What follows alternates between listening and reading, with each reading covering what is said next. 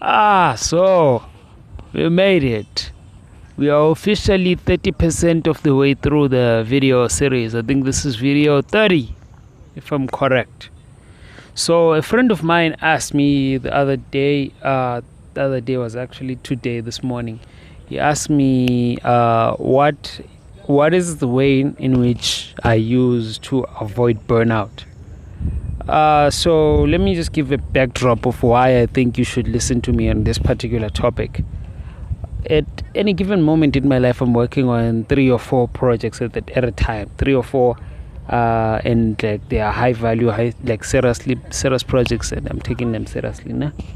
And I think, like particularly through most of this year, I've been managing to do that like relatively well. So I wanted to talk about how I'm doing that this year. I think there's like two key things to discuss in this in this project. I don't want to say project. In this topic, and those two things are, one, it's time management and setting boundaries. So one thing that I did firstly was, I was like, okay, I need to set boundaries. I don't work on Sundays. I don't work on weekends.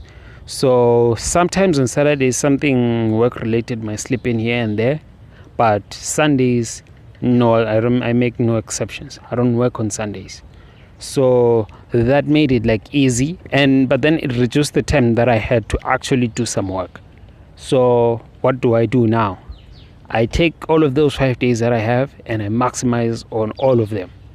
And the way that I maximize with is I say I use the power hour method, where I'm like, okay, I take one task that I have and I'm like, okay, I'm gonna just focus on this thing for a full hour, nothing else. Just if it's a task that I have to complete, I'm doing it in an hour. I'm not reading, I'm not following any other funny threads, I'm not getting distracted. I'm just doing that. Getting distracted, yeah, it happens. Maybe like 5-10 minutes just watching a video on Instagram and stuff like that, or like listening to a song on YouTube. It happens. You're not gonna avoid it. But then in that 50-45 minutes, you get a lot of stuff done. You realize that, okay, maybe this whole time I was like worried about this task, I could have finished it in 30 minutes. And you even be able to do some extra work and plan for the future, for the next hour when you're going to have to do this task again. So if you're able to do this 3-4 times a day, you realize that I've gotten rid of a lot of things that were on my plate for this week.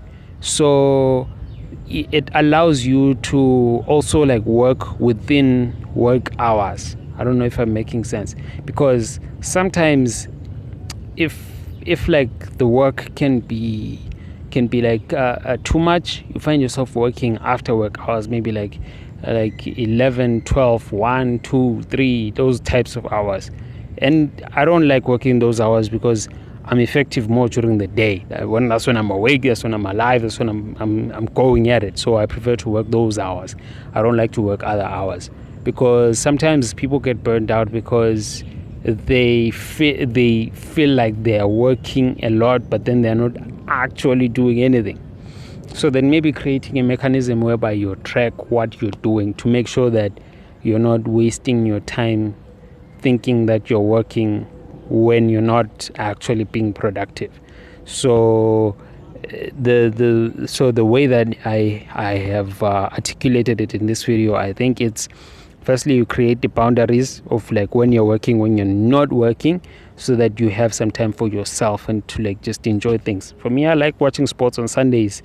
I can have the whole day scheduled for sports and I don't care. I wake up, I watch UFC, I watch the MotoGP, I watch the English Premier League. After that, I watch the National Football League, and then I also watch the NCAA football games. So Sunday is just for sports for me. Saturday, sometimes I just chill and do some activities. So I'm not touching any time there. I'm not removing anything there. So it means that I must maximize during the week.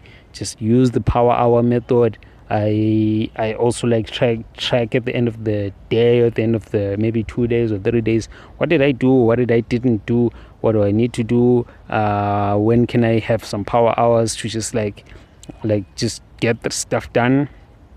And that way I avoid burnout because I haven't felt burnout for this whole year, and it's been quite a busy year, and I doubt that I'm gonna feel burnout for the rest of this year.